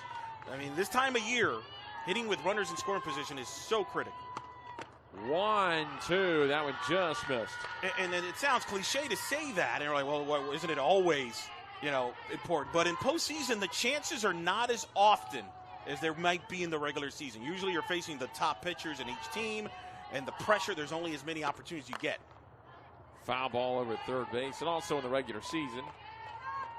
You got game 2 in a series, game 3 in a series, or it's a midweek game, and you've got the conference coming up. As we said, with these 2 teams, there is not another game unless you win. 2 balls, 2 strikes. And there's a base hit in the left field past the diving McDaniel. It's going to be 6-0 Cougars on the RBI single by Sarah Queen. Second RBI of the game for Queen. That's RBI number 29 on the year. Good piece of hitting there was in the lineup today, and I think you just saw why. Coach Vesely put it in there. Able to drive that ball and pass the shortstop and drive in for a hit, and we just talked about it. Runners in scoring position. Again, Houston getting those clutch hits and driving in the runs each inning right now, wearing down this UConn team right now. Breezy Burton's going to hit now for the Houston Cougars. Trying to give him a different look here. I think Coach Vesely in Houston kind of senses that UConn may be a little bit behind, on their heels a little bit. Maybe feeling a little deflated after giving up another run. 148 on the season for Burton. Takes the ball just inside, turns away from it, and is ahead 1-0. Burton again, 148. This is her 24th appearance. Had a couple of starts, has one home run this year, has driven in 7. 1-0 inside again. That caught her on the leg. Well, they came in twice. This time, Burton takes the hit by pitch, and the bases are loaded. Ducks on the pond for the Cougars with Brooke Benoit, who's drawn a pair of walks today, and now they will run for Burton over at first base. Going to be Scott, it looks like, coming in to run over at first. Number 23, James Scott. Big opportunity here for Houston to really put a wrap in this game and put this game out of reach and end it. Right now, they're going for the throw. They're going for the knockout punch here. And I think they feel they got, to use the boxing analogy, got UConn on the ropes.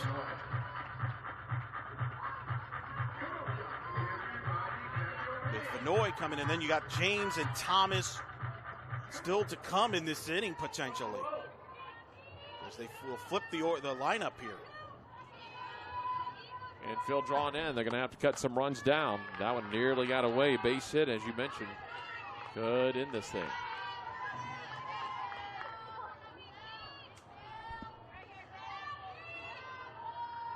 See if Benoit takes here right now. Stockley a little wild.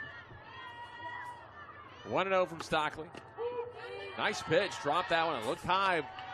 Broke down. Drops it in there for the called strike.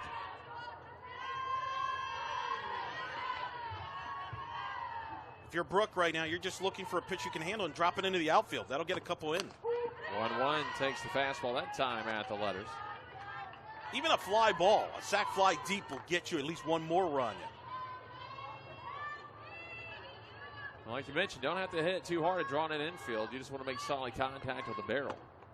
Goes after that one and fouls it off the mask of Kearns.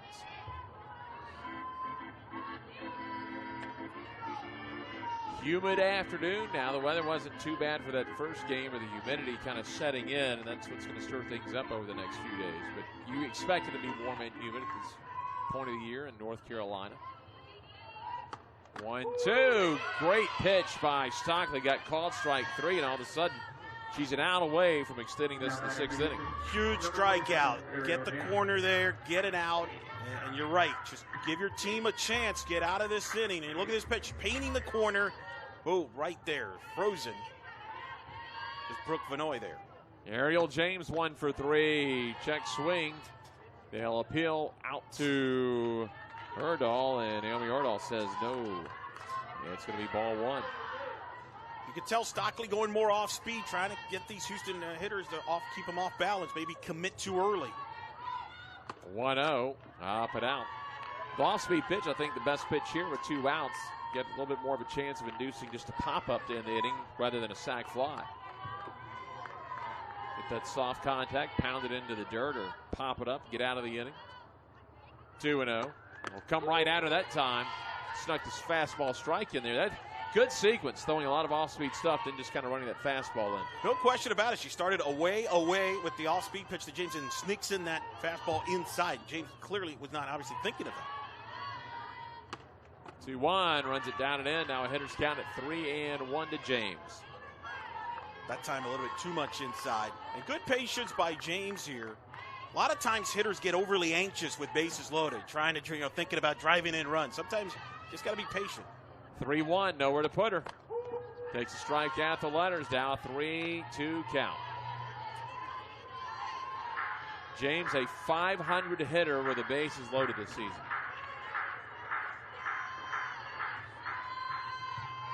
Stockley to the plate. Outside, walked in a run, and that makes it 7-0. Good patience by James right there. A lot of hitters would expand the strike zone, thinking about, I want to drive in multiple runs here, get a hit, get a home, whatever. James there was disciplined, took her walk, drove in a run for the team. James, 23rd RBI of the year, is by a Thomas.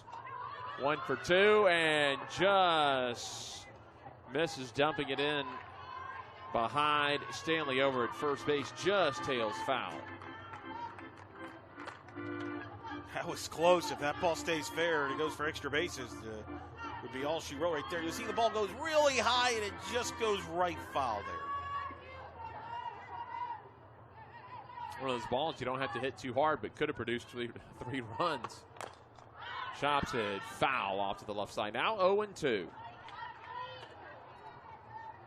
Good play there by Kurt. She was trying to get that quickly because she knows she has the force play at home plate. A lot of times you see catchers let that go because they don't, they know they have no chance to get Thomas out at first. But in this sequence with a force out at home plate, Kearns was trying to do it, but the ball was foul.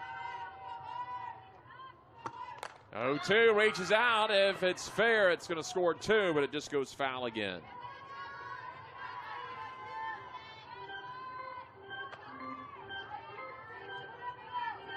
And Stockley came in relief back in the second after Coaches was taken out after 1 2/3.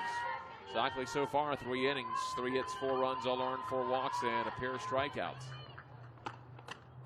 Inside, just missed. Trying to mix it up there, going inside there. What a bad pitch. It had Maya Thomas thinking about it.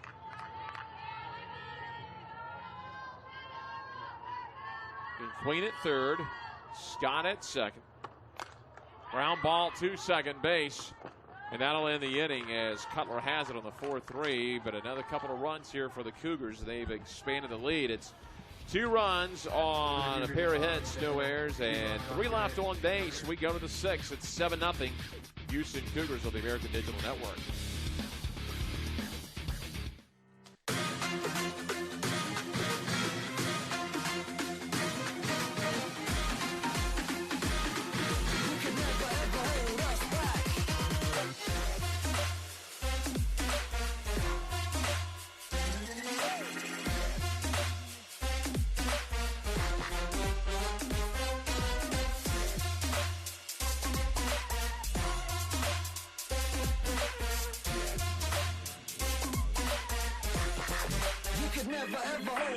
Oh, that ball is hit deep, left field, way back. That ball is gone. Double play ball potentially Schreitenthal's over to first. In time, double play, and that ends the game.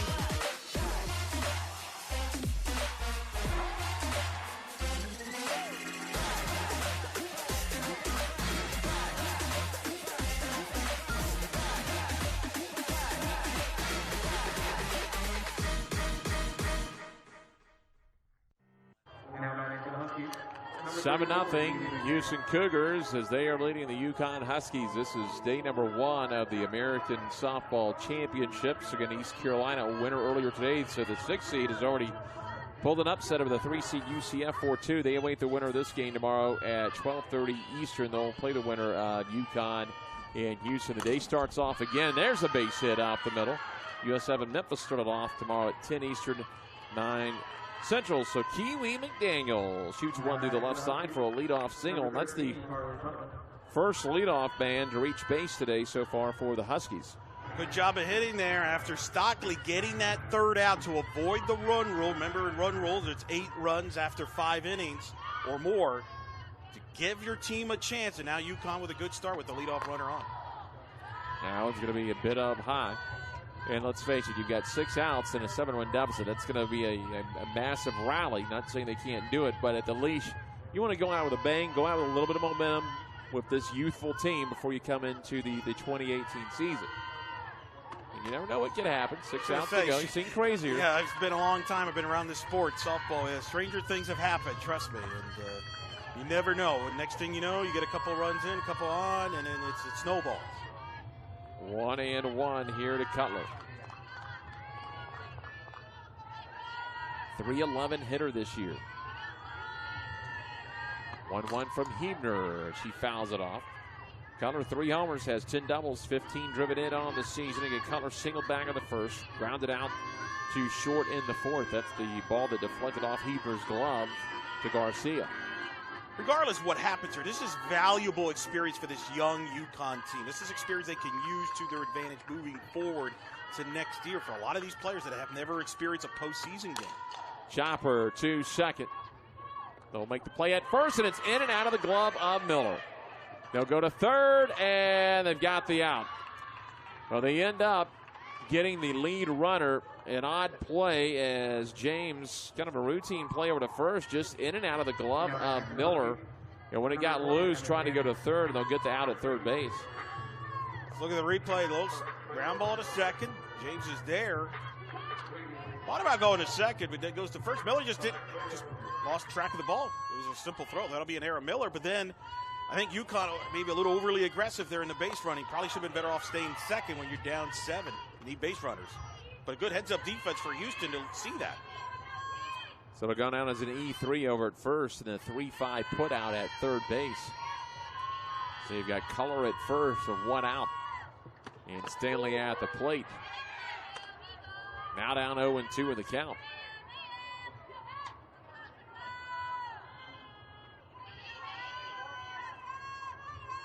And potentially Miller may have also been thinking about, I want to get this ball in the mitt quickly just to see if she's going to try to go first to third on a routine ground ball or try to be aggressive. It kicked off the heel of the mitt. But they end up coming out very well in it because they knocked out the lead runner. 1-2 to Stanley. Eber's pitch chopped it foul. Right now, if you're Huebner, you've got a 7-run lead to work with. The last thing you want to do is walk people, give up some hits, and you kind of get this away from you a little bit. You're in control of this game. You just get some strikes and get some outs. 1-2. Fouled it off. I'm sure Kristen Vesley told her, look, just pound the strike zone. Let the defense work here. It's going to take 3 singles most times to produce a run. Whereas if you put some freebies on, it takes 2 singles, 1 single to produce that run. 1-2, popped him up. Into center. It's Barker who makes the catch, and there's 2 away. 7-0 Houston Cougars here at the top of the 6th. On a runner at first and 2 away for the UConn Huskies. Good out there. Look, another freshman, Kearns, coming to the plate. And again, talk about it. I mentioned this in the first game with UCF and East Carolina. UCF has a lot of freshmen in their game. Leah White, a freshman pitcher, making her first start today. A lot of valuable experience that's going to make these players better by going through this now. Even if the result does not go well for you today in the short term, this could pay off in the long run. We've seen that. Sometimes players have to crawl and walk before they can run. 1-0 up and out today. 4 freshmen in the starting lineup, and that included coaches, the pitcher, a pair of sophomores as well. So you had 6 underclassmen today starting for UConn. Lost some very valuable players to graduation from last year's team, including Lexi Gifford, who was an all-conference player. There's a strike taken down, 2-1. Houston in the bottom of the inning will have the heart of the order to do up. Miller, Crumpton, and Barker. 2-1 to Kearns is up and out. Now hitters count at 3. Rather, it's going to be a strike, 2-2. Late call there now, an even count at 2-2. Now Huebner a strike away from getting out of the inning. Huebner struck out 6 so far. 2-2, reaches out, stays alive. Good battle here by Kearns. Trying to get something going here with a runner at first, 2 outs. Just trying to chip away here, get some momentum. Easier said than done against Huebner, who's been fantastic to this point. Huebner just 1 walk to the 6 strikeouts. And there is a base hit on the line down in the left field, so it's first and second. Put it right on the strike.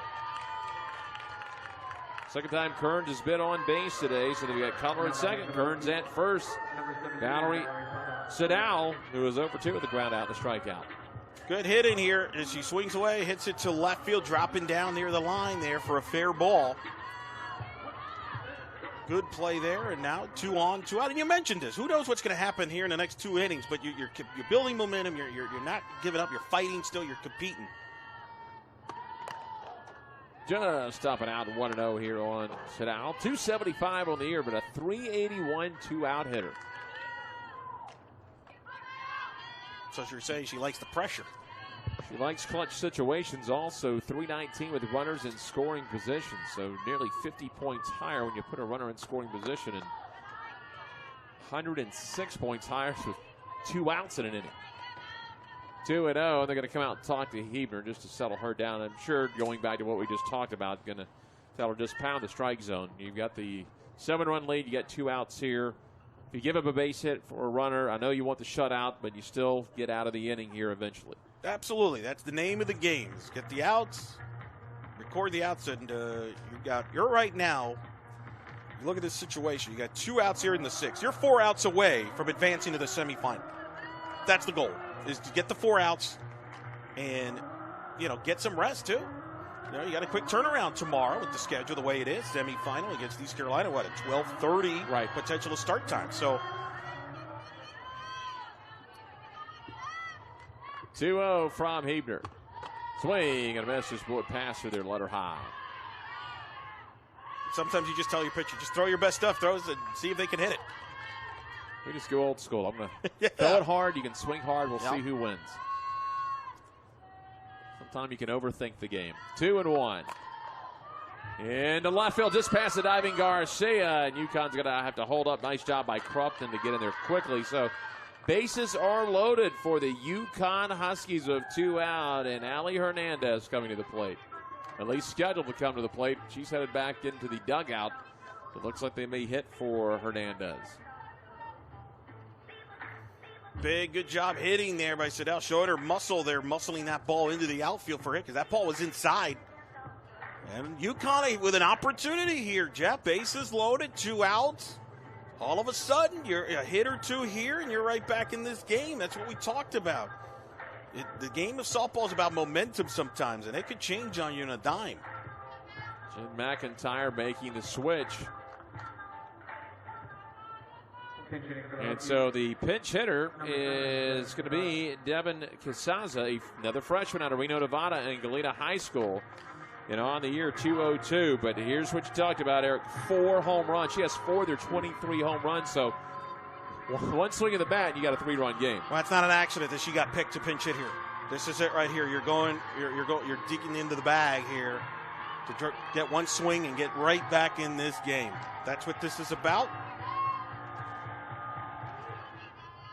See how Hebner responds. First pitch. They give her a strike on the outer half as she takes it. Classic power hitter, though. 2 walks to 21 strikeouts. 0-1 to the right-hander. Can Keller at third. Kearns at second. Siddell at first. 0-1 pitch. Reaches out down the right field line. Long way to go toward the corner, and Thomas will make up the ground to end the inning. Gave it a ride, but Thomas hauls it in to end the inning.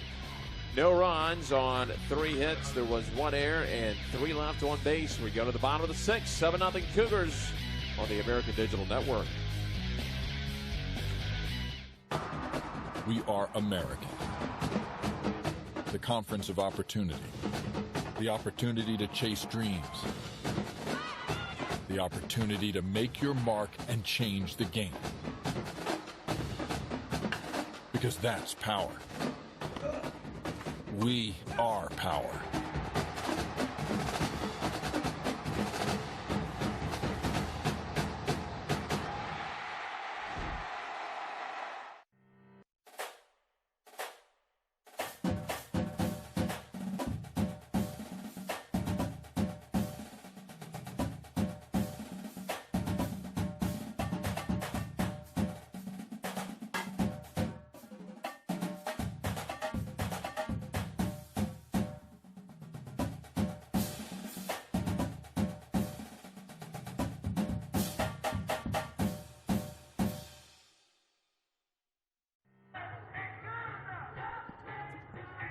Seven nothing Houston Cougars as we go to the bottom of the 6th. And now Stockley going to pitch in a big pressure situation. Wants to make this a 7-inning game. So as a whole, the Cougars off the board. If they do it, it'll be the first time today. But the UConn Huskies threatened a little there in the 6th inning, coming to life on offense, starting to get to Hebner a little bit. Great opportunity. Got the bases loaded. 2 out. They go to their big power hitter off the bench. And she hit it pretty well, but not well enough into right field. The ball's not carrying much to right. Really, the day where you want to hit it is to left field today. Here is your co-player of the year, Shelby Miller, walked and has popped up on the infield twice. Stockley's first pitch to the right-hander. And we actually got a pinch hitter.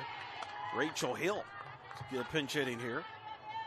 So Hill's going to get an opportunity here in the first round of the conference tournament. Coach Vesley trying to give some opportunities to other players. Swing and a miss on the off speed. Rachel Hill, 222. It's her 22nd game, has one start. 4 for 18 this year. Has a pair of RBIs, has drawn 3 walks. 0-2. Hill takes it outside now, 1-2. You have a 7-run lead. You could afford to go to some bench, maybe use a player here, get her an opportunity, because you never know. Even if you win this game, you might need a Rachel Hill tomorrow or later this week in a big situation. 1-2, just missed outside, out 2-2. Hill's done a nice job, down 0-2 to come back and even it up.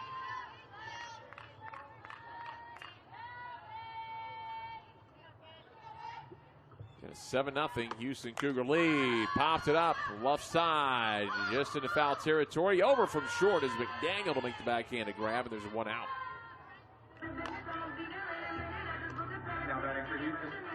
Kaylin Crumpton is 1 for 2 with an RBI-double. It's also hit by a pitch.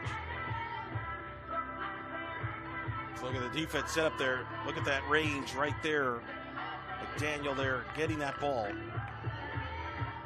Get that first out. Swing and a foul ball. Tipped in and out of the glove, or maybe off the mask, I believe, of Kearns. Strike nonetheless, 0-1 to Crumpton, the left fielder. Threw a runner out earlier in this game over at third base. Had a really good game. I think he had a big hit in that first inning, driving in that run to give Houston an early lead and make it kind of set the tone. I thought that was very significant in this ball game. 0-1 now from Stockley. Off speed, off the handle, and pops it up right back to Stockley. So 2 up and 2 down here in the bottom half of the 6th. It's only the second time today they've retired the first 2 Cougars. Coaches did it in the first of 4, as you mentioned, Crumpton's RBI-double, but now they've got the first 2 retired here in the 6th as Barker comes to the plate. Boy, she's had a nice game. 2 for 2 with a walk. She's been on 3 times, including that 1-out triple an inning ago. 0-1 to the left-hander.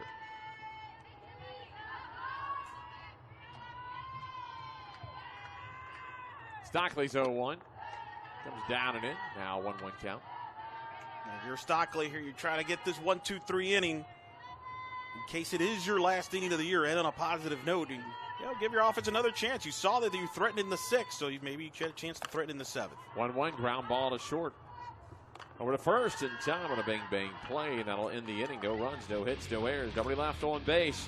We go to the 7th. It's going to be 8-9-1 due up for the Huskies, where the Cougars leading it 7-0 on the American Digital Network.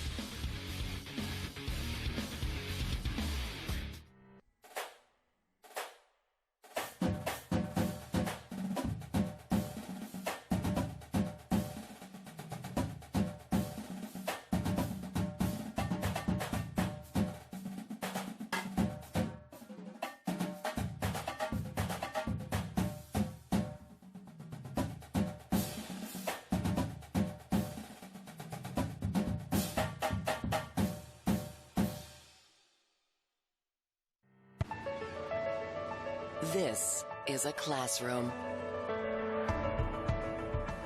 This is a lab.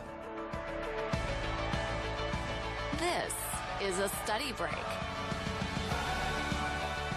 This is family. This is our backyard. This is UConn.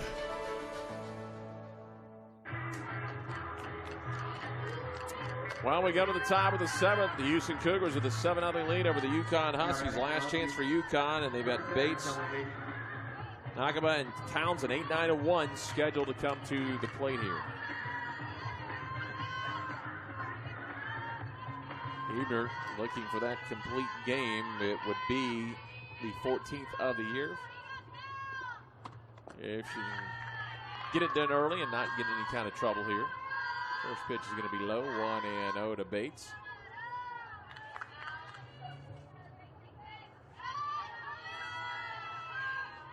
1-0 offering. Chopped it, foul now 1-1. Boy, Huebner's been outstanding today. 6 innings, 5 hits, a walk, and 6 strikeouts.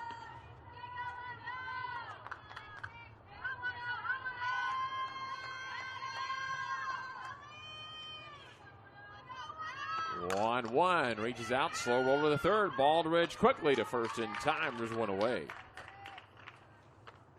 Good read there by Baldridge, reading that ball there, quickly on it, and get that first out. And if you just joined us, that's been the story. Savannah Huebner just getting ground ball outs, and when she has been threatened, she's found that big pitch to either get that strikeout or the ground out to get out of jeopardy. It's just caused, as you mentioned, Eric, a lot of soft contact today. Ground ball like the third one. Hopper, Baldridge again, a couple of 5-3 ground outs, and now the Huskies down to their last out. They'll go to the top of the order to Townsend, the center fielder, who's over 3. Ground ball out, and under 100 pitches for Huebner. So she's worked on the schedule there, and looking ahead here, they're an out away from facing East Carolina. It'll be interesting if Huebner gets the ball again tomorrow. Do they go to the freshman Melisson? But either way, I think Huebner will be available, and if she can get one more out here real soon, she'll be fresh. Post game, we'll try to catch up with Savannah Huebner, who again has gone 6 2/3 with a walk and 6 strikeouts, scattering just 5 hits a day. And we'll see if we can catch up with head coach Kristen Vesley. We'll see how that plays out in the post game. Again, an early day, and I know these teams would like to get out of the sun, and especially Houston recover as much as they can before that 12:30 game tomorrow. A change-up swing and a miss. Well, that's a factor. I mean, it is a turnaround. They're certainly used to it. But certainly you want to kind of end this quickly and move on. 0-1. If you're Houston, if you're UConn, you want to stay as long as you can. Well, the way they set the tournament up with the readjustment on the schedule is good, because they don't have to worry. No one has to worry about having the day off early. ECU played earlier today, so all things are even. 1-1. There's a foul ball lined it over by third base. East Carolina, though, gets to sleep in their own bed now with that upset today. The host team pulls off the upset earlier today. Yeah, surprised the number 3 seed UCF Knights was a well-played game. East Carolina played at a very high level. I mean, they got the power game with Mychek, and certainly Burroughs, Shiro, good defense at right field. 1-2. And Richie, the senior, who we're probably going to see tomorrow, was tremendous. Getting her first tournament win, a senior. Imagine a senior in your own home park. And she made some big pitches. It was well against a good young UCF team that's going to be around for a while with a lot of young talent with Cassidy Brewer and Courtney Roten and the freshmen that they have. Chopper, 2/3. This time Baldridge backs up, goes to first in time. 3 ground outs a third. And it's going to be a 7-0 final for the Houston Cougars. They advance in the American Conference Championships today. UConn, no runs, 5 hits, no errors. They left 7 on.